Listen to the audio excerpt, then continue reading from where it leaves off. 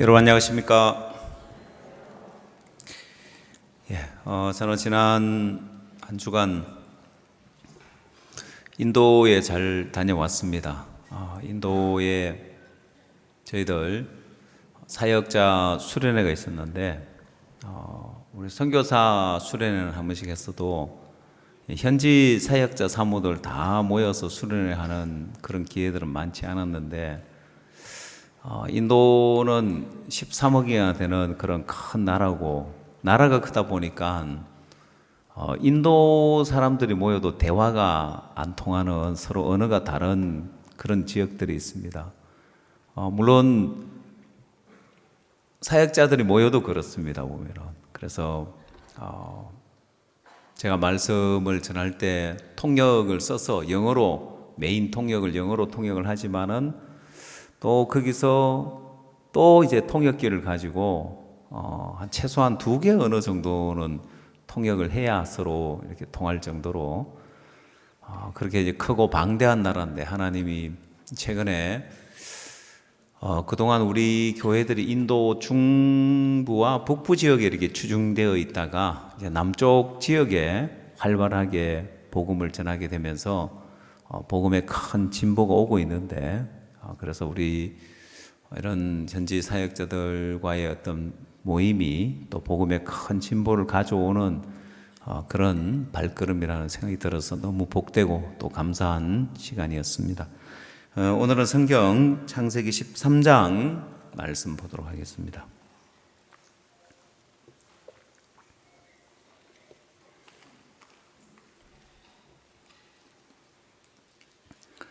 창세기 13장 1절 말씀부터 제가 읽도록 하겠습니다. 아브라함이 애굽에서 나올새 그와 그 아내와 모든 소유며 롯도 함께하여 남방으로 올라가니 아브라함에게 육축과 은금이 풍부하였더라. 그가 남방에부터 발행하여 베델에 이르며 베델과 아이 사이 전에 장막 쳤던 곳에 이르니 그가 처음으로 단을 쌓은 곳이라. 그가 거기서 여호와의 이름을 불렀더라. 아브라함의 일행 롯도 양과 소와 장막이 있으므로 그 땅이 그들의 동거함을 용납지 못하였으니 곧 그들의 소유가 많아서 동거할 수 없었음이라. 그러므로 아브라함의 가축의 목자와 롯의 가축의 목자가 서로 다투고 또 가나안 사람과 브릿 사람도 그 땅에 거했는지라. 아브라함이 롯에게 이르되 우리는 한 골육이라. 나나 너나 내 목자나 네 목자나 서로 다투게 말자. 내 앞에 온 땅이 있지 아니하냐. 나를 떠나라. 네가 좌하면 나는 우하고 네가 우하면 나는 좌하리라. 이에 롯이 눈을 들어 요단들을 바라본즉 소알까지 온 땅에 물이 넉넉하니 여호와께서 소돔과 고모라를 멸하시기 전이었는고로 여호와의 동산 같고 애굽 땅과 같았더라. 그러므로 롯이 요단 온들을 택하고 동으로 옮기니 그들이 서로 떠난지라.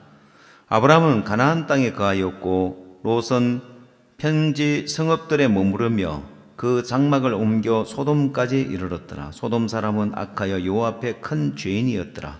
13절 말씀까지 읽도록 하겠습니다. 살아가면서 우리는 여러 가지 것을 터득을 하고 살아야 됩니다. 아기 때부터 마찬가지죠. 아기 때부터 아이들이 말을 터득을 해야죠. 그래서 아이들 가운데 말이 좀 늦으면 부모들이 굉장히 걱정을 하죠. 우리 애는 왜 빨리 이렇게 말이 안 트일까? 그래서 웬만한 아이들이 좀 빠르고 늦고 차이는 있지만은 좀 지나면은 말을 다 터득을 합니다, 보면은. 요즘은 모르지만은 우리가 학교 다닐 때는 한글을 터득을 못하고 학교에 들어가는 아이들이 많았습니다. 요즘처럼 유치원이 없고 그렇기 때문에. 그래서 한글을 터득하고 학교에 들어가느냐 못 들어가느냐. 우리나라는 세종대왕님 때문에 굉장히 복을 받은 나라인데 이 글을 모르는 사람이 거의 없다 싶을 정도로, 그래서 글을 모르는 걸 나라마다 문맹률이라고 해서 얼마나 많은 사람들이 글을 모르느냐, 몇 %나 되느냐. 해외에는 말은 이렇게 잘 하는데 글을 모르는 사람들이 굉장히 많아요.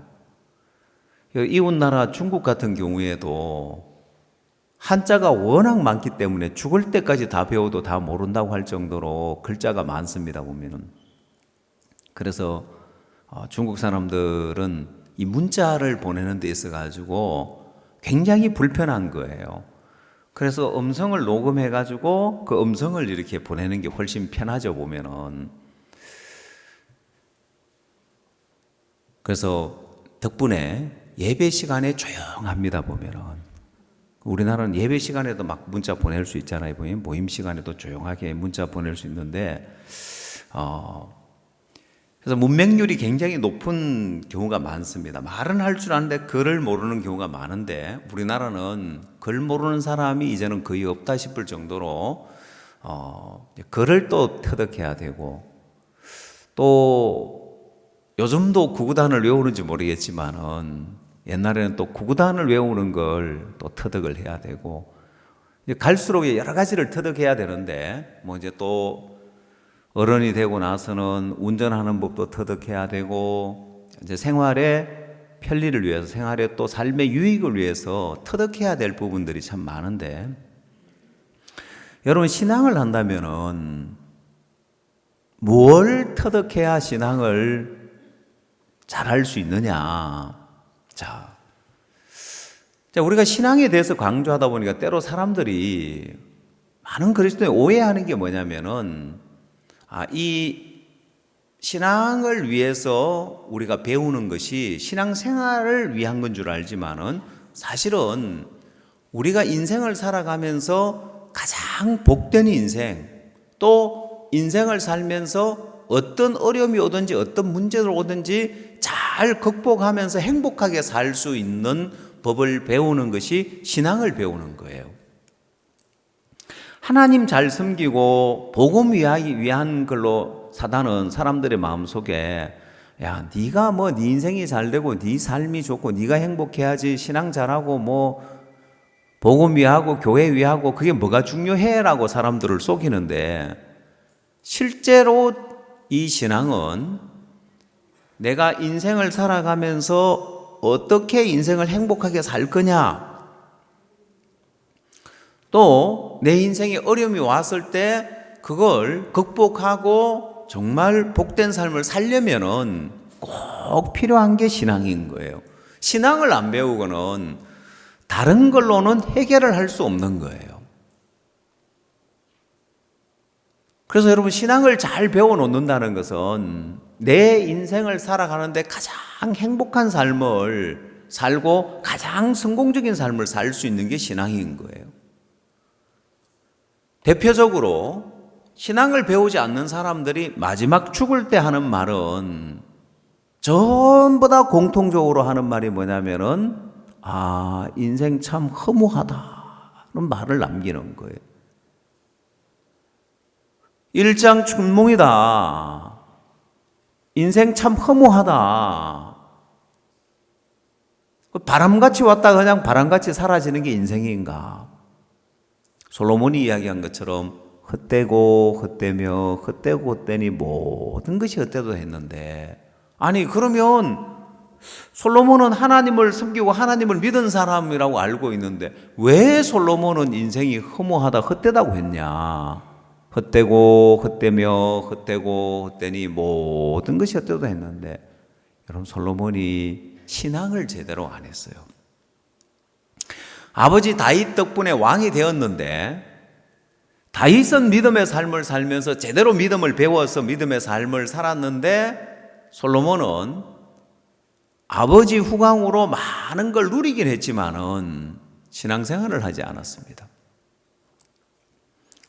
그리고 온갖 육신을 쫓아서 하나님이 이방 여인을 취하지 말라고 했는데 온갖 이방 여인을 취해서 처와 첩이 1000명이나 될 정도로 그 육신을 위해 삶을 살았단 말입니다. 근데 그 결과 헛되고 헛되며 헛되고 되니 모든 것이 헛되다는 말을 남겼어요. 결국 육신을 위해 사는 삶의 결국은 헛되고 허무한 것만 남지만은 다윗은 그렇지 않았습니다. 믿음을 배웠기 때문에 다윗은 여호와는 나의 목자시니 내가 부족함이 없으리로다. 그가 나를 푸른 초장에 누이시며 실만한 물가로 인도하시는도다 하면서 다윗은 너무 행복한 그 삶을 이야기를 하고 있습니다. 자, 그래서 신앙을 제대로 하려면 뭘 터득해야 되냐면 믿음을 터득해야 되는데, 이 믿음을 터득한다는 것은, 자, 믿음을 터득해도 하는 부분에도 운전을 터득해도 운전에 초보 운전자가 있고 운전에 베테랑 운전사가 있는 거예요. 근데 비행기를 타면은 그걸 더 많이 느낄 수 있어요. 비행기를 타고 비행기가 언제가 가장 어려우냐면은 착륙하는 게 가장 어려운 것 같아요. 왜냐하면은 비행기가 이륙할 때는 별로 표가 안 나는데 착륙할 때 보면은 이 비행 조종사들의 비행 실력에 따라 가지고 착륙하는 데 있어서 안에 타고 있는 승객들이 느끼는 그 느낌에 굉장히 차이가 나요. 여러분, 우리나라 항공을 타면, 대한항공이나 아시아나를 타면은 우리나라 비행 조종사들은 정말 베테랑 조종사들입니다.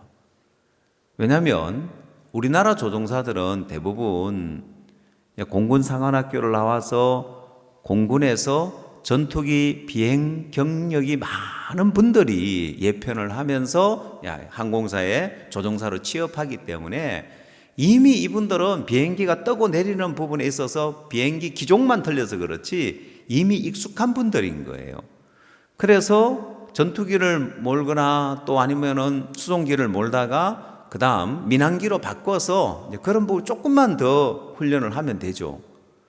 그래서 여러분, 우리나라 항공 여행 이제 항공기를 타고 대한항공이나 아시아나를 타고 착륙했을 때 박수를 막 치면은 촌스러워요. 아무도 박수 안 쳐요. 근데 외국 항공사의 외국에 가서 비행기를 탔을 때 비행기가 잘 내리잖아요. 그럼 비행기 안에 타면 전부 다 막 박수 쳐요. 보면은 저는 한 번도 따라 치지 않습니다. 아니, 이 사람들 촌사람들 같으니라고 대한항공 안 타보고 아시아나 안 타봤냐? 우리는 박수 치는 사람 아무도 없는 거예요. 언제 박수 치냐면은 비행기가 뭐 흔들리거나 막 이 승객 충격이 아니라 잘 내렸을 때 잘 안전하게 잘 내렸다 막 박수를 쳐주는데, 저는 볼 때 너무 촌스럽게 뭔 사람들이 비행기 타고 박수를 치고 있냐 막 이제 속으로만 그러지 보면은. 이번에도 이제 인도를 갈 때 인도 이제 비행기를 타면 에어인디아를 타보면은 이 조종 실력이 한국 항공사하고는 비교가 안 되는 거예요. 어떤 비행기는 막 옆으로 막 이렇게 몸이 흔들 때 있고 어떤 때는 구궁 할 때가 있고 차분하게 안 내리고 이제 보면은 오늘은 부기장이 착륙을 시도했나, 왜 조종사 실력이 이 모양이냐. 그래도 국제선을 띄면은 기장하고 부기장하고 있는데 부기장의 어떤 또 실력을 향상시키기 위해서 기장이 오늘은 네가 한번 착륙하라고 하기도 하겠죠. 모르죠. 내막은 뭐죠. 조종석 안에서 일어난 일들은 모르지만은 이 비행기가 날아갈 때는 자동 항법 장치로 해가지고 지가 알아서 날아가요 보면은. 근데 이 착륙은 꼭 사람이 이렇게 하는데 이게 베테랑 조종사와 아니고의 차이를 비행기 안에 타고 있는 승객이 느낀단 말입니다.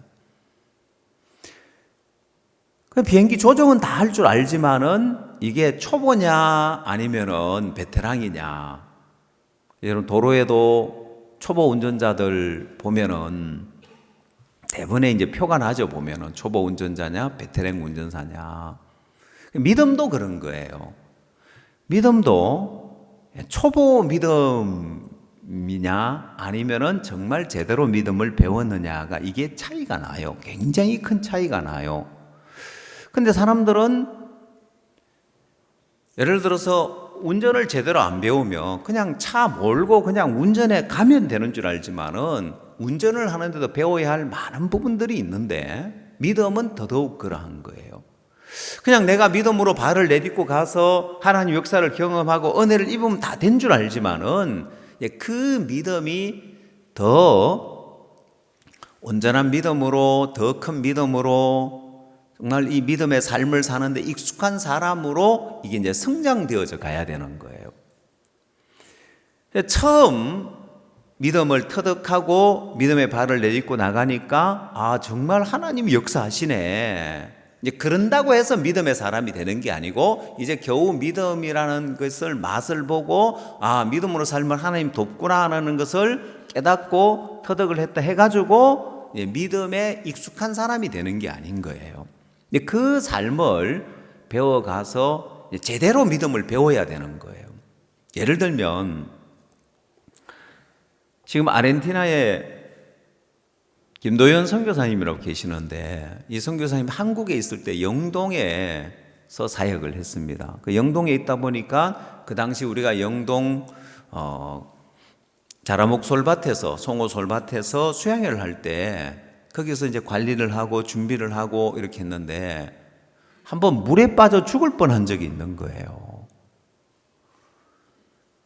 수양회를 미리 준비한다고 준비를 하고 그 금강 상류고 물이 좋으니까 강에 씻으러 갔는데 슬리퍼가 떠내려가는데 그걸 주우러 한 발 한 발 쫓아가는데 한 발만 더 내딛고 잘 안 잡혀 한 발만 내딛고 이제 그만 가야 되겠다 했는데 그 한 발 내딛는 거기가 바닥이 쑥 꺼져 있어가지고 물에 빠져버린 거예요. 나중에 들어보니까 그 슬리퍼가 빌려온 슬리퍼라 가지고 자기 거 같았으면 포기했을 건데 빌려온 거라 그 악자까지 잡으러 가다가 물에 빠졌대요. 근데 이분이 수영을 할 줄 몰랐는 거예요. 그래서 막 허우적대는데 머릿속에 오만 가지 생각이 다 스쳐 지나가는데 물에 빠지면 힘을 빼라 이런 이야기를 들은 적이 있어가지고 힘을 빼도 물에 입이 들어오고 허우적거려도 입에 들어오고 아무도 도와줄 사람도 없었어요. 근데 강 건너편에 어떤 사람이 차를 타고 지나가다가 여기 어디 낚시할 데 없나 싶어가지고 차를 세워서 두리번거리는데 강 건너편에 웬 사람이 빠져가 막 허우적대고 있는 거예요. 저는 그것도 참 신기한 게 강 건너편에 있는 사람을 건져주러 가려면은 보통 수영 실력이 돼가지고 못 가요. 그 강폭이 아무리 해도 아무리 가까워도 내가 봤을 때 5, 60m 넘을 거고 좁은 데가 그렇고 넓은 데는 100m도 되는 그런 폭인데 웬만해가지고 수영을 해가지고 강 건너편에 있는 사람을 구조해주러 가는 게 보통 수영 실력이라야 그렇게 못하는데 그분이 강 건너편으로 수영해 가서 선교사님을 건져준 거예요. 거의 기절 상태 내가 이제 죽을라 할 때 이제 건져낸 거예요. 왜냐하면 그 먼 거리를 수영해서 가야 되니까. 건져냈는데 눈 뜨고 첫 번째 마디가 여기가 천국이냐고 묻더라고요. 그게 나 살았냐고 묻는 거하고 여기 천국이냐고 묻는 거하고 이게 차이가 있죠, 그죠? 죽을라 해 누가 나 안 건져주나 해가지고 건짐을 받았으면은 나 살았냐고 이제 물을 텐데 천국이냐고 묻는 거예요. 자기 거의 포기한 것 같아. 이제 나 죽는구나, 나 이대로 이제 천국 가는구나 하고 그렇게 막 기절했던 것 같아요, 보면. 그러니까 깨어나니까 여기가 천국이냐고 물어봤죠. 근데 재밌는 건 이 선교사님이 왜 물에 빠져 죽을 뻔했냐?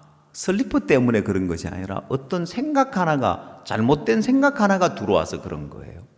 어릴 때 물에 빠져 죽는 사람 보니까 물에 들어가니까 빠져 죽더라는 거예요. 그래서 나는 물에 안 들어가야 되겠다. 그러고는 이제 물가에 안 가고 물에 안 들어간 거예요.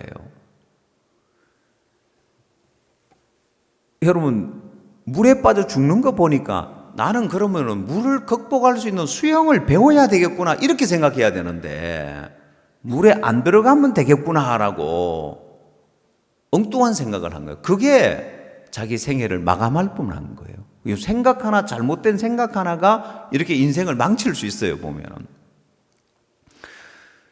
저도 제가 수영을 잘 못했는데 그래도 사람이 수영은 좀 터득을 해놓으면 좋겠다. 이거는 생사와 그 선교사님 물에 빠져 죽을 방법이 이 생사의 갈림길에 설 수 있는 일인데, 예전에 미국의 이야기를 들으니까, 미국 고등학교 이야기를 들으니까, 미국 고등학교에 졸업을 하려면은 수영 과정을 통과해야 된대요. 15분 동안 물에 떠 있어야 돼. 뭐 어떤 영법을 하든 뭘 의지하지 않고 혼자서 15분 동안 떠 있어야 되는데, 그래야 졸업이 된다는데, 야, 그거 참 좋은 제도다. 그러고 나면 물에 빠져 죽을 사람 아무도 없잖아요. 15분 동안 물에 빠져 있으면 웬만하면 다 건져주죠.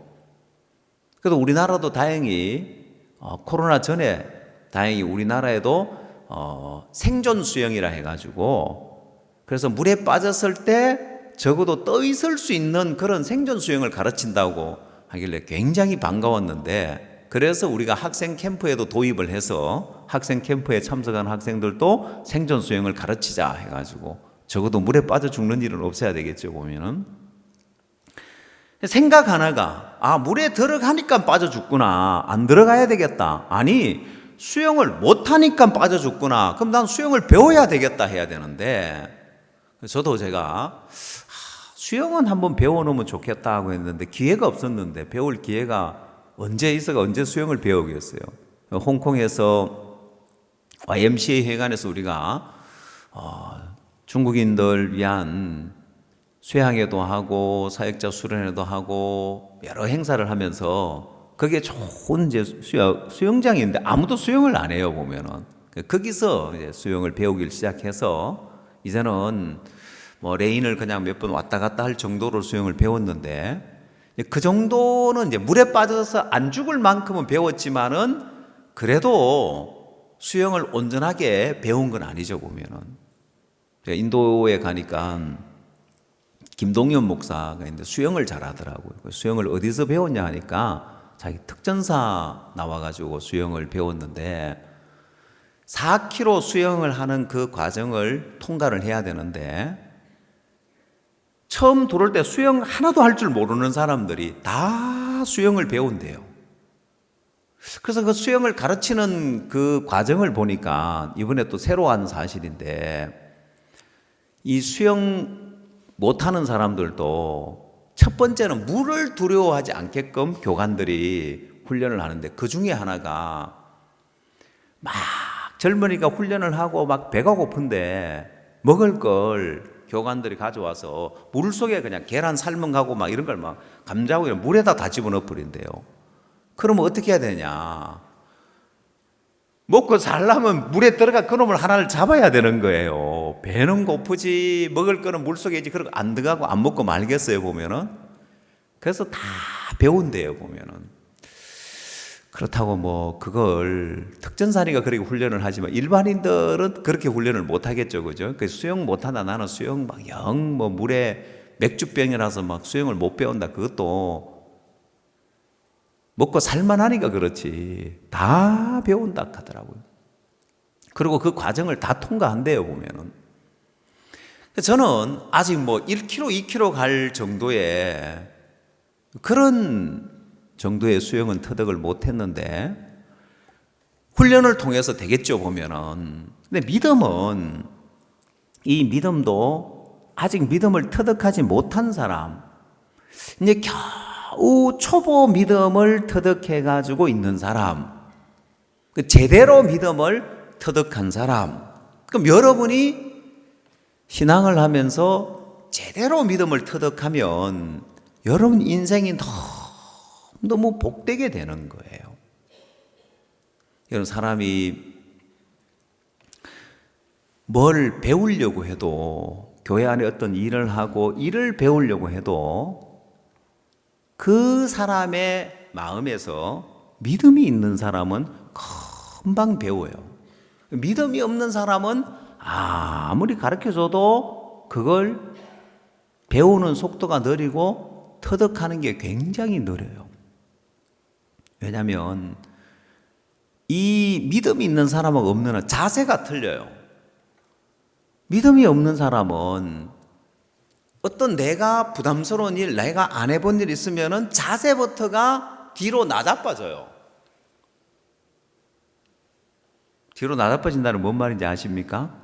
믿음 있는 사람은 딱 앞으로 배워서 그걸 하려고 딱 자세가 앞으로 딱 뛰어드니까 금방 배우는데, 내가 이걸 뭐 굳이 배워야 되냐, 뭐 나 이제 이거 배워가 이거 하느니 뭐 할 수 있는 사람 시키면 될 건데 하고 뒤로 이렇게 자꾸 나다빠져 있으니까 뭘 가르쳐줘도 이게 빨리 안 배워지는 거예요. 마음의 자세에 달려 있는 거예요.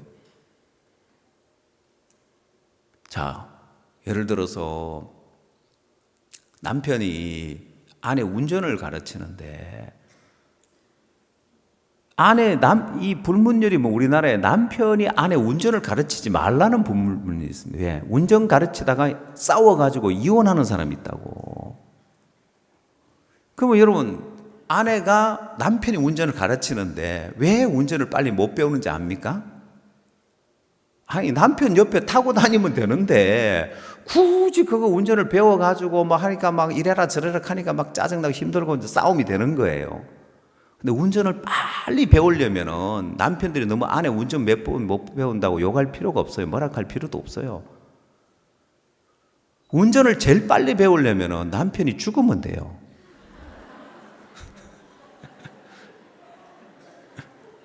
죄송합니다.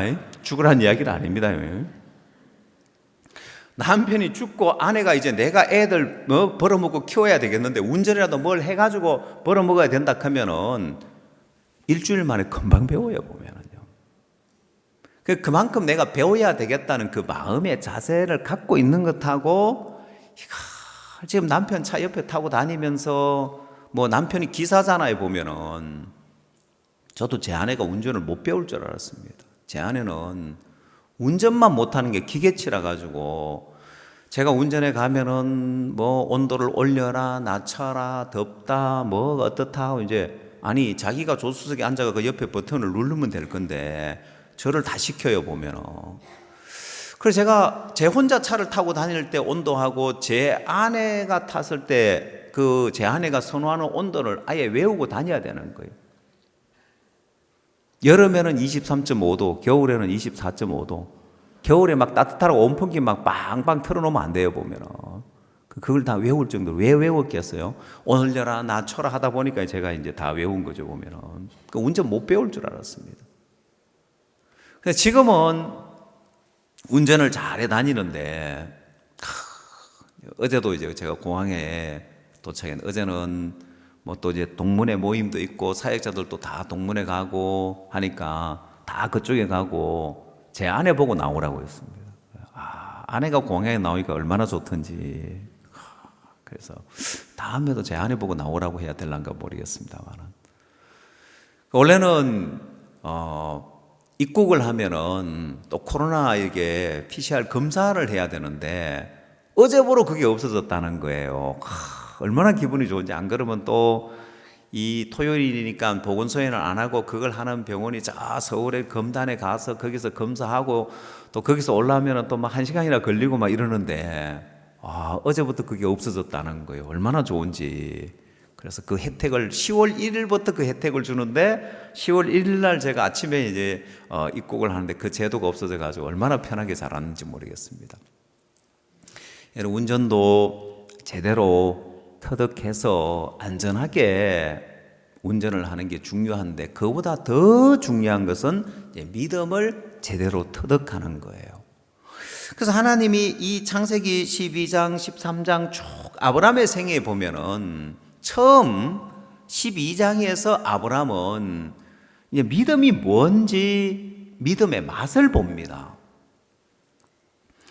아브라함은 갈대아 우르에서 살고 있었는데 하나님이 아브라함에게 본토 친척 아비집을 떠나 내가 네게 지시할 땅으로 가라는 거예요. 그 처음 믿음의 시작은 뭐냐? 자, 창세기 12장 1절. 여호와께서 아브라함에게 이르시되 너는 너의 본토 친척 아비집을 떠나 내가 네게 지시할 땅으로 가라. 내가 너로 큰 민족을 이루고 내게 복을 주어 내 이름을 창대케 하리니 너는 복의 근원이 될지라. 너를 축복하는 자에게는 내가 복을 내리고 너를 저주하는 자에게는 내가 저주하리니 땅의 모든 족속이 너를 인하여 복을 얻을 것이니라 하신지라.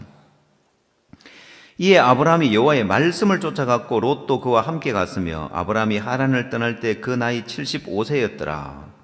자, 여러분 여기에 4절에 보면은 이에 아브라함이 여호와의 말씀을 쫓아갔고, 자, 이게 이제 믿음의 시작에서 아브라함이 처음 믿음을 맛본 것이 이제 말씀을 쫓아가면서 믿음의 맛을 봅니다. 그가 갈대아 우르에서 우상이 가득한 그 지역에서 나와서 하나님이 지시하는 가나안 땅에 들어가는 그 믿음의 시작점이, 믿음의 첫발이 뭐냐면은 말씀을 쫓아가는 겁니다. 자, 아브라함에게 하나님이 본토 친척 아비 집을 떠나서 내가 네게 지시한 땅으로 가라는 것이 아니라 지시할 땅으로 가라고 했습니다. 그렇게 나와 있죠. 지시한 땅이 아니고 지시할 땅이에요. 그럼 아직 구체적으로 어디로 가라고 지시한 건 아닌 거예요. 자, 그래서 히브리서 11장을 한번 찾아보십시오.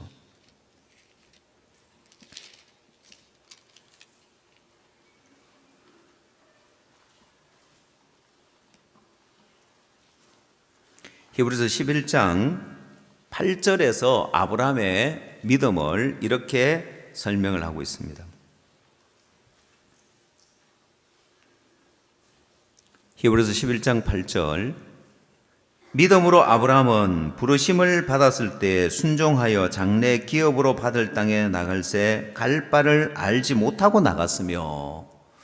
자, 이게 믿음이라는 것이 처음 믿음으로 살려고 보면 너무 막연한 거예요. 저도 구원을 받고 믿음으로 사는데 믿음으로 사는 삶을 처음 배우려고 하니까 너무 막연한 거예요.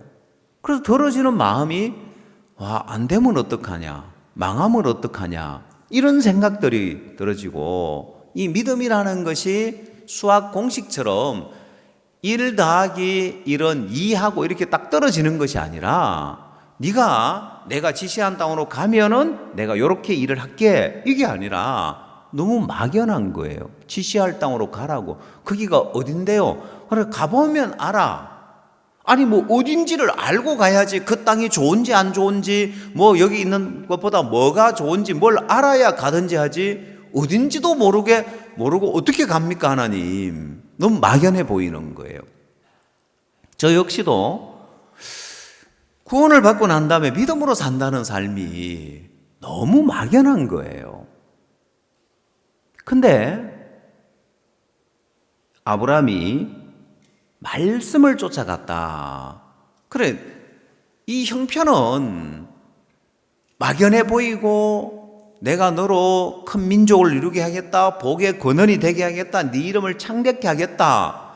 아니 그렇게 되면야 좋지만은 그렇게 될 가능성이 없어 보이는 거예요. 뭘로 내가, 아니 지금 자식 하나 없는데, 75살에 자식이 하나 없는데 뭘로 큰 민족을 이룬단 말이냐. 또 복의 근원이 되게 하겠다고 하는데, 아니 뭐 복의 근원까지는 말고 그냥 내가 좀 삶 속에 복 받고 뭐 내가 안 풀리는 문제, 없는 문제, 지금 자식도 없고 뭐 이제 어렵고 이런데 뭐 이렇게 뭐 좀 삶에 있어서 좀 어려운 문제들이나 해결받았으면 좋겠다 싶지, 뭐 복의 근원까지 뭐 큰 민족을 뭐 거기까지 안 바라고 그냥 뭐 자식이 없는데 뭐 아이들 자식을 좀 낳을 수 있으면 좋겠고, 뭐 배 안 고프고 먹을 걱정 안 하고 좀 뭐 부유하게 살 수 있는 정도만 돼도 좋겠고. 근데 하나님이 아브라함에게 말씀하는 거 엄청난 걸 말씀하시는데 어떻게 보면은 실현 가능성이 없어 보이는 그런 일들인 거예요. 자, 거기서 내 생각과 내 판단을 따라갈 거냐, 말씀의 판단을 따라갈 거냐. 그래서 이 믿음의 시작은,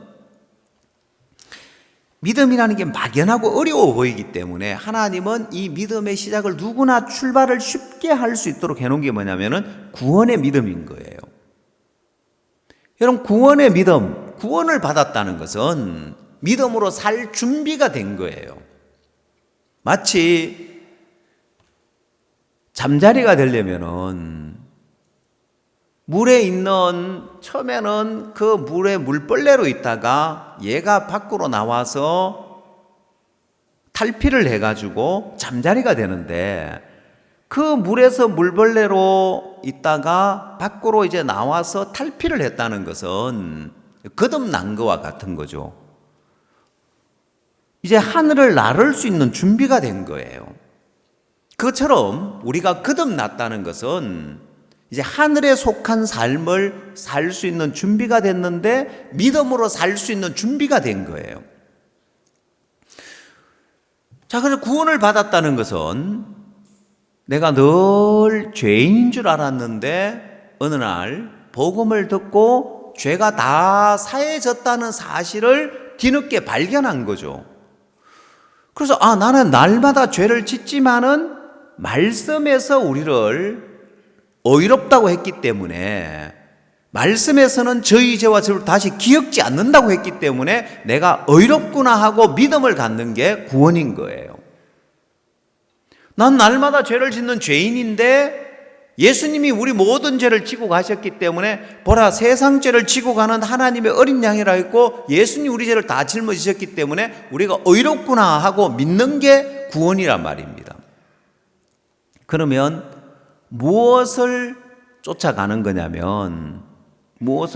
거냐면은 죄 짓는 내 모습이나 또 형편이 아니라 말씀을 쫓아가는 거예요. 말씀에서 의롭다고 하니까 내가 말씀의 판단을 믿고 말씀을 쫓아가는 거예요. 그래서 그렇게 구원을 받았다는 것은 여러분이 누구나 구원받은 사람들은 믿음으로 살 수 있는 준비가 된 거예요. 왜냐하면 창세기 12장에서 아브라함의 믿음의 첫걸음이 뭐냐면은 이에 아브라함이 여호와의 말씀을 쫓아갔고 내 자신의 모습을 보나 형편을 보나 큰 민족이 될 만한 조건이 없고 복의 근원이 될 만한 조건이 없지만은 말씀에서 내가 너로 큰 민족을 이루고 복의 근원이 되게 하고 너를 창대케 하겠다 했을 때 그렇지 내가 날마다 죄인인데 말씀에서 의롭다고 하니까 내가 말씀의 판단을 믿으니까 그게 구원인 것처럼 내 모습은 초라하고 형편없고 자식도 없지만은 말씀에서는 큰 민족을 이루겠다고 했고 복의 권원이 되게 하겠다고 했으니까 말씀의 판단을 믿는 거예요. 그러니까 구원의 그 믿음이 삶의 믿음에 도달할 수 있도록 돼 있는 거예요. 이해되시죠? 여러분 병아리가 계란에서 병아리로 부활을 하려면은 어떻게 병아리가 돼요? 그 계란 안에 노란자가 있어서 그 영양분으로 병아리가 될 수 있도록 그 영양분이 갖춰져 있는 거예요. 그 다음 여러분 모든 그 열매 씨앗을 보면은 이 씨앗이 싹을 틔워가지고 잎을 내고 뿌리를 내려서 정상적으로 영양분을 공급받을 수 있게끔 그 안에 영양분이 들어있는 거예요. 그것처럼 우리가 구원을 받을 때 누구나 믿음으로 살 수 있도록 그 기본적인 믿음이 들어있는 거예요. 그래서 아브라함이 지금 형편으로 봤을 때는 불가능해 보이지만은 그래 말씀의 판단을 믿는 게 믿음이지 하고 말씀의 판단을 믿고 본토 친척 아비 집을 떠나온 거예요. 이렇게 이제 믿음을 출발한 거예요. 그 여러분이 나는 믿음으로 사는 게 뭔지 모르겠다 싶으면은 구원받은 걸 가만히 생각을 해봐요. 그래서 성경에서 오직 의인은 믿음으로 말미암아 살리라고 하면서 믿음으로 믿음에 이르게 된다고 되어 있는데 그 첫 번째 믿음이 구원의 믿음이고 그 다음에 삶의 믿음에 도달하는 게 구원의 믿음만 잘 터득하면은 연장해서 삶의 믿음이 되게 돼 있다는 거예요. 자, 그래서 아브라함이 형편은 불가능해 보이지만은 말씀의 판단을 쫓아서 말씀을 쫓아서 본토 친척 아비 집을 떠나온 거예요. 그게 이제 아브라함의 믿음의 삶의 출발이었습니다. 자, 그 다음 여러분 아브라함이 그렇게 그런 믿음으로 출발을 했지만은 아브라함이 믿음의 초보 믿음이었을 때는 이 믿음이 어렸을 때 아브라함의 믿음을 보면은 어려운 형편이 오니까 금방 그 형편을 따라 가버리는 거예요. 그게 창세기 12장 10절입니다.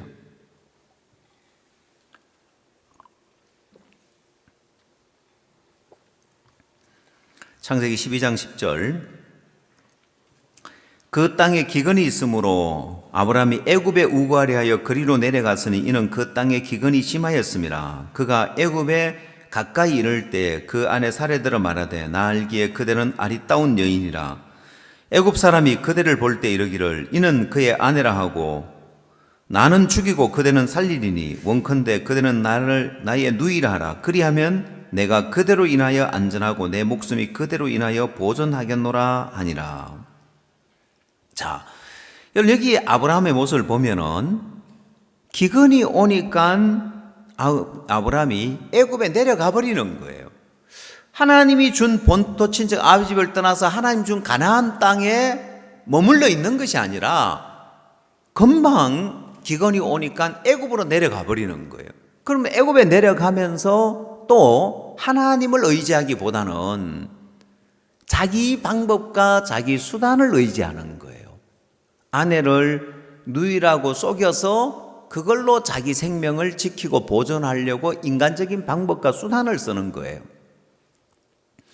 그래서 여러분 12장에서 아브라함의 믿음을 보면은 이제 믿음의 발을 내딛고 믿음의 삶을 시작을 했지만은 아브라함이 온전한 그런 믿음을 갖지 못한 게 형편이 오니까 금방 무너져 버리는 거예요. 형편이 오니까 금방 형편 따라서 애굽에 내려가 버리고 하나님을 의지하기보다는 인간적인 방법으로 자기를 지키려고 하고 인간적인 방법 수단을 쓰는 거예요. 보면. 자, 근데 아브라함이 뭘 발견했냐면은 자, 그래서 여러분이 이 믿음의 세계에 들어가려면은 좀 사고를 해야 돼요. 그냥 아무렇게나 그냥 살면 되는 거예요. 조금만 생각을 하면은 뭘 발견할 수 있냐면은 그래서 창세기 12장에서 아브라함이 애굽에 내려가서 믿음 없이 형편을 따라 애굽에 내려가서 그가 발견한 것이 크게 발견한 두 가지가 있는 거예요. 그건 여러분의 삶 속에서도 반드시 그렇습니다. 하나님이 꼭 이 두 가지를 깨우쳐 주셔요. 첫 번째가 뭐냐면은 아브라함이 믿음으로 가나안 땅에 있는 것이 아니라 애굽에 내려갔을 때 자기 계획대로 자기 방법대로 되는 것이 아니라 그 인생에 실패를 맛보는 거예요. 아내를 잃어버리는 거예요. 자기가 아내를 잃어버리지 않고 자기 목숨을 잃어버리지 않으려고 안전장치를 해가지고 누이라고 할 때는 사람들이 당신 누이를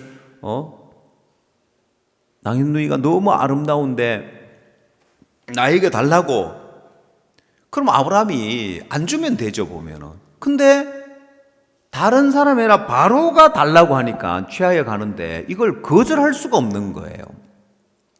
이런 일이 일어날 줄은 몰랐단 말입니다. 자, 그래서 믿음에서 멀어져서 자기 나름 인간 방법과 수단을 쓰면 그게 아무 소용이 없는 거예요.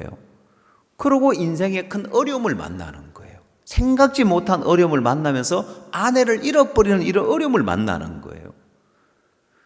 하나님은 여러분에게 꼭 이런 일을 허락합니다. 이건 어떻게 생각해요? 내가 믿음으로 안 사니까 저주받았다 이렇게 생각하지 말고 예를 들어서 아이들이 어렸을 때 지금은 식탁에서 밥을 먹지만은 옛날에 밥상에서 밥을 먹을 때 아이들이 막 국그릇 막 그렇게 막 밥상에 덤벼들면은 나중에 뜨거운 국을 뒤집어 가지고 하면은 화상 입을 수도 있으니까 아이들에게 뭘 가르치냐면은 이 밥상에 함부로 덤벼들면 안 되는 거라고 아이 손을 대 가지고 밥그릇을 구우려 뜨겁다는 걸 느끼게 해주잖아요.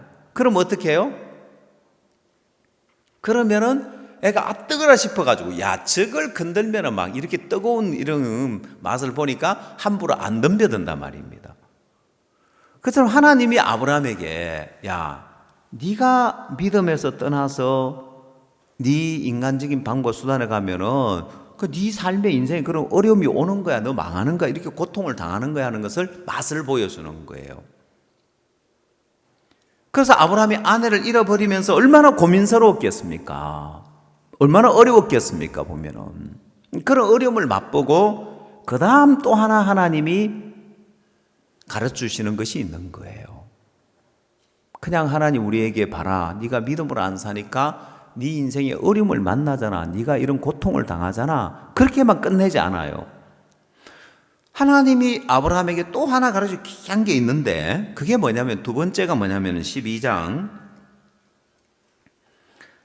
17절 말씀입니다. 창세기 12장 17절.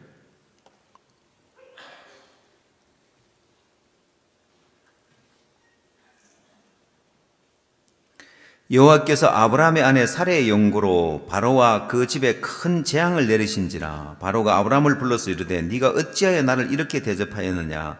네가 어찌하여 그를 내 아내라고 내게 고하지 아니하였느냐? 자, 여러분, 바로는 네가 어찌해서 나를 이래 대접하냐고 참 아브라함을 막 지금 책망하고 있는 거예요. 근데 17절에서 여호와께서 아브라함의 아내 사라의 연고로 바로와 그 집에 큰 재앙을 내린 거예요. 아브라함에게 재앙을 내린 것이 아니라, 아브라함이 믿음 없이 애굽으로 내려갔으니까 아브라함에게 재앙을 내린 것이 아니라 하나님이 바로와 그 집에 큰 재앙을 내려가지고 아브라함의 아내 사라를 돌려줄 수밖에 없게 만든 거예요. 여러분, 이때 아브라함의 마음에 하나님은 내 편이시구나. 내가 잘못했는데 내가 믿음 없이 애굽에 내려왔고 아내를 누이라 속여서 다 나 때문에 일어난 일인데, 하나님은 아브라함을 책망하는 것이 아니라 바로를 책망하고 바로의 집에 재앙을 내리는 거예요. 이게 뭐냐면은 이사야 성경을 찾아봅시다. 이사야 43장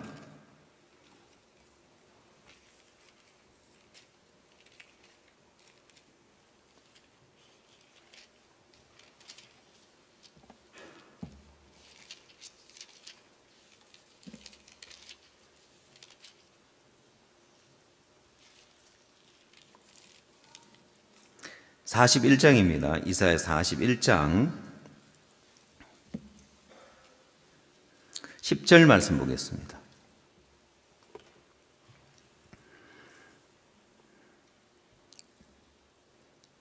이사야 41장 10절. 두려워 말라. 내가 너와 함께함이니라. 놀라지 말라. 나는 내 하나님이 됨이니라. 내가 너를 굳세게 하리라. 참으로 너를 도와주리라. 참으로 나의 의로운 오른손으로 너를 붙들리라. 여러분, 아브라함이 애굽에 내려가서 이 하나님을 경험하는 거예요. 아브라함의 마음에, 아브라함이 막 아내를 잃어버리고 두려워하고 있을 때 두려워 말라. 내가 너와 함께 하겠다는 거예요. 내가 너를 참으로 도와주리라. 아브라함이 이 하나님을 맛보는 거예요. 아무도 도와줄 수 없는 상황에, 그것도 믿음 없이 애굽에 내려왔으니까 아브라함 마음에는 하나님을 찾고 하나님을 부르고 담대하지도 못하고, 내가 믿음 없이 이렇게 애굽에 내려와서 이런 어려움을 당하는갑다, 막 이런 마음 가운데 있는데, 하나님은 두려워 말라. 참으로 내가 너를 도와주리라. 또한 14절.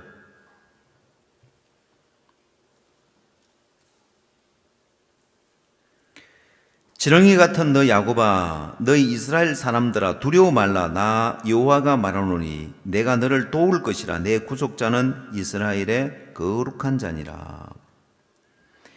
여러분, 이 지렁이 같은 야곱아, 이 지렁이는 막 징글징글 맞은 게, 징그러운 게 지렁이인데 형편없는 그런 모습일지라도 하나님은 두려워 말라. 내가 너를 돕겠다는 거예요.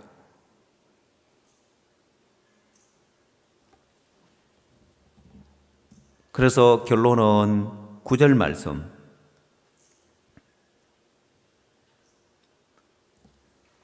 내가 땅 끝에서부터 너를 붙들며 땅 모퉁이에서부터 너를 부르고 내게 이르기를 너는 나의 종이라. 내가 너를 택하고 실어 버리지 아니하였다 하였노라. 하나님은 아브라함이 아무리 형편없는 모습이고 믿음 없이 애굽에 내려가고 아내를 누이라고 속여도 뭐 하겠다고요? 내가 너를 택하고 실어버리지 아니하였다. 내가 믿음 없이 애굽에 내려왔지만은 하나님은 나를 택하시고 나를 실어버리지 아니하시구나. 이 하나님을 발견한 거예요. 그래서 여러분, 아브라함 마음에 이렇게 믿음이 자라가는 거예요. 첫 번째는 그가 구원받고 본토 친척 아비 집을 떠나오고 말씀을 쫓아서 그건 자기가 잘할 때인 거예요. 자기가 믿음으로 살 때, 믿음의 발을 내딛고 잘할 때만 하나님이 함께하고 돕는 것이 아니라 자기가 형편없는 모습일 때, 아브라함 생에 가장 초라하고 가장 믿음 없고 가장 육신적이고 가장 형편없는 그 상황인데 하나님은 아브라함에게 내가 참으로 너를 도와주겠다는 거예요. 내가 너를 실어버리지 아니했다는 거예요. 여러분, 많은 그리스도인들이 믿음에서 좀 멀어져서 형편없이 육신적으로 살고 이러면 다 포기해버려요.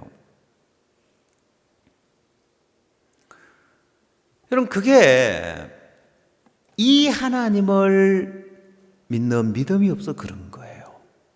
여러분, 내가 믿음으로 살고 11조도 하고 헌금도 잘하고 교회 봉사도 잘하고 교회가 하는 모든 일에 믿음으로 적극적으로 참여하고, 여러분, 그럴 때만 하나님 나를 돕고 내게 역사하는 것이 아니라 지금 내가 내 생에 가장 믿음 없이 형편없는 그런 위치에 내가 지금 가 있다.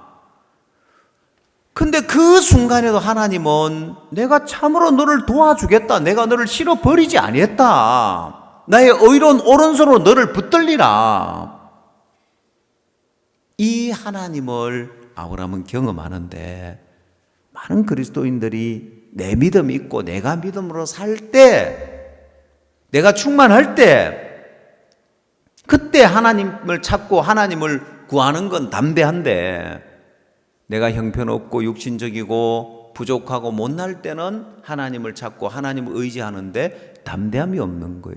내가 이 모양인데 하나님 나 돕겠냐? 그래 봐, 하나님 안 도우니까 내가 이런 어려움 당하고 아내 빼앗기고 지금 막 내가 이런 어려움 당하는 게 믿음으로 안 자라서 그렇지. 아니, 하나님은 바로의 집에 재앙을 내리는 거예요. 이게 아브라함에게 재앙이 아니에요. 하나님은 아브라함에게는 교훈이고, 아브라함에게 야 네가 믿음으로 살지 않으니까 봐라 이런 어려움을 당하는 거야, 교훈을 주는 거고 재앙이 아니라는 거예요. 그래서 내 마음에, 여러분 마음에, 내가 믿음으로 안 사니까 이런 어려움을 당하구나 하고 마음을 바꾸고, 내가 아무리 육신적이라 할지라도, 아무리 형편없는 상황이 있어 할지라도 하나님 나 도우신다, 하나님 내 편이시다, 나를 실어버리지 않는다,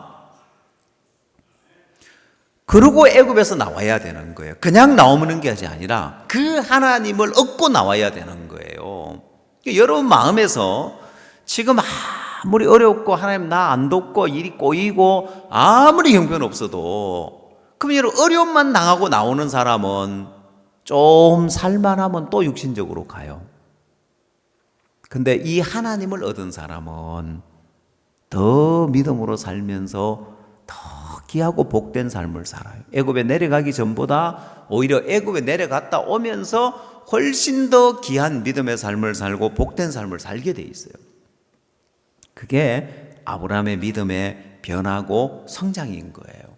자, 그렇게 아브라함이 그 하나님을 얻고 13장에 와서 아브라함의 믿음이 12장에서의 아브라함의 믿음보다도 13장에 와서 굉장히 놀라운 아브라함의 믿음의 변화가 있는 걸 봅니다. 그래서 13장에 와서 아브라함의 믿음의 변화에 크게 두 가지 변화가 온 모습을 볼 수 있는데, 그 첫 번째가 뭐냐면은 13장 1절에서 아브라함이 애굽에서 나올새 그와 그 아내와 모든 소유며 롯도 함께하여 남방으로 올라가니 아브라함에게 육축과 은금이 풍부하였더라. 그가 남방에부터 발행하여 베델에 이르며 베델과 아이 사이 전에 장막 쳤던 곳에 이르니 그가 처음으로 단을 쌓은 곳이라. 그가 거기서 여호와의 이름을 불렀더라. 자, 이것이 바로 아브라함의 삶의 첫 번째 믿음의 변화라고 할 수 있습니다. 그냥 애굽에 내려가서 어려움만 당하고 온 것이 아니라, 야, 내가 믿음으로 안 사니까 이렇게 어려움을 당하구나, 그 깨닫고, 두 번째, 그렇지만 하나님이 나와 함께하면서 내가 너를 실어버리지 아니했다. 내가 참으로 너를 도와주리라. 그렇게 도와주신 하나님을 경험한 거예요. 바로의 지혜에 재앙을 내리고 애굽에서 나왔는데 육축과 은금이 풍부한 거예요. 야, 정말 하나님이 내 편이시구나. 여러분, 예를 들면 계산을 하려면은 바로가 아브라함의 아내를 취하면서 많은 예물을 줬는데, 아브라함에게 양과 소와 노비와 암수 나귀와 약대를 줬는데, 알고 보니까 아브라함의 아내인 거예요. 돌려주는 거예요. 자, 네 아내가 여기서 데려가라고 아내를 돌려주면서, 야, 내가 줬던 예물 다 내놔. 네 아내 데려갔으니까. 그렇게 해야 계산이 맞죠, 그죠? 근데 바로가 예물 준 거는 하나도 되찾아가지 않으니까 아브라함에게 육축과 은금이 풍부해졌다는 거예요. 이런 게 하나도 없는 게 아니라 더 잘 된 거예요. 그래서 아브라함 마음에 하나님이 내 편이시구나. 내가 육신적이라도 내가 믿음으로 살지 못해도 그래도 하나님 나를 실어버리지 아니하시구나. 참으로 나를 도와주시구나. 이 하나님을 깨닫고 그가 처음으로 단을 쌓은 곳으로 돌아와서 여호와의 이름을 불렀다고 되어 있는데, 자, 이걸 보고 이제 아브라함의 번제단 신앙이라고 하는 거예요. 아브라함이 믿음의 첫 번째 그 믿음은 말씀을 쫓아가는 믿음이었으면은 13장에 와서 믿음이 성장되어 있고 변화된 게 뭐냐면은, 전에는 내가 12장에서 전반부는 말씀을 쫓아서 본토 친척 아비 집을 떠나서 하나님 지시한 곳으로 가서 믿음의 삶을 살았다가, 후반부에는 또 애굽에 내려가서 큰 어려움을 당하는데, 그 부분에 대해서 13장에 와서 아브라함이 처음으로 단을 쌓은 곳에 여호와의 이름을 불렀다. 여호와는 뜻은 스스로 계시는 분, 스스로 있는 자라는 뜻입니다. 그럼 아브라함이 여호와의 이름을 불렀다는 건 하나님, 당신은 스스로 계신 하나님입니다. 그게 뭐냐면, 번제단에는 이스라엘 백성들이 번제를 드릴 때 양과 소를 가지고 번제를 드릴 때도 있지만은, 가난한 사람은 양과 소를 드릴 번제를 드릴 그게 없으면은 비둘기를 이제 번제로 드릴 때도 있고, 그것도 없을 때는 곡식을 번제로 드릴 때가 있는데, 소를 드리든 비둘기를 드리든 곡식을 드리든 번제단 위에는 다 불태워지고 재만 남는 거예요. 아브라함이 믿음으로 발을 내딛고 본토집 아비 집을 떠나오고 여호와의 말씀을 쫓아가고 믿음으로 잘 산거나 믿음 없어 애굽에 내려간거나 다 불태워지고 여호와만 남는 거예요. 왜? 나는 하나님 약속과 반대되는 대로 애굽에 내려갔고 아내를 팔아먹었단 말입니다. 하나님의 계획은 사라를 통해서 아들을 낳을 계획을 갖고 있는데, 다메섹 사람 엘리에셀이나 내가 후계자로 삼겠다. 아니, 네 몸에서 날짜라야 네 자손이라 칭할 거다. 하갈을 취해서 이스마엘을 낳으니까, 아니, 사라가 낳은 자라야 네 후손이라 칭할 거다. 하나님의 뜻과 계획은 사라를 통해서 아브라함의 후손을 번성하는 게 뜻인데, 아브라함은 사라를 바로에게 팔아먹고 있으니까 하나님의 뜻과 정반대되는 방향을 갔는데, 그런데도 불구하고 하나님은 하나님 스스로 아브라함과 상관없이 하나님은 하나님 스스로 하나님의 뜻과 계획을 하나님이 약속대로 이루시는 하나님인 거예요. 그걸 발견한 거예요. 그래서 가지가 뿌리를 보존하는 것이 뿌리가 가지를 보존한다고, 아브라함이 하나님 약속을 지키고 약속을 이루어야 되는 것이 아니라 하나님의 약속이 아브라함을 보존해 주는 걸 깨달으면서 나와 상관없이 하나님의 뜻과 계획에 의해서 되어지구나. 그럼 내가 잘하고 못하고 이거 상관없이 하나님에 의해 되어지구나. 그래서 여호와의 이름을 부르는 번제단 신앙을 발견하는 거예요. 자, 첫 번째 아브라함이 그 번제단 신앙을 발견해서 믿음이 껑충 자라 있는 거예요. 그 다음 두 번째 아브라함이 이 롯과 헤어질 때 롯을 떠나라고 하면서 아브라함의 가축의 목자와 롯의 가축의 목자가 다툼이 일어났습니다. 그럼 여러분, 왜 다툼이 일어났냐면은, 그 다툼이 일어났는데 롯을 떠나라고 한 게 그게 롯의 마음인 거예요. 롯은 아브라함을 보면서 야, 자기 아내도 팔아먹는 우리 삼촌인데 급하면 뭐 나 팔아먹는 거는 이거 뭐 식은 죽 먹기겠다. 저런 아브라함 믿고 어떻게 사냐? 롯은 오히려 아브라함의 허물을 보면서 판단하고 불신하면서 떠나갑니다. 그러나 사라는 그렇지 않았어요. 그 일을 당한 장본인인데 사라는 아브라함을 주라 섬기고 복종하면서 사라의 믿음도 자라 있어요. 사라도 그 믿음이 어떻게 자랐냐면은 남편을 보니까 아니 내가 바로에게 지금 팔려가는데도 아브라함이 사실은 내 아내입니다 소리 한마디 못하더라는 거예요. 아니 무슨 저런 남편이 있냐. 처음에는 실망스러웠는데 나중에 하나님이 아브라함을 돕는 걸 봤습니다. 야, 우리 남편 복의 권한이 많네. 우리 남편은 형편없는데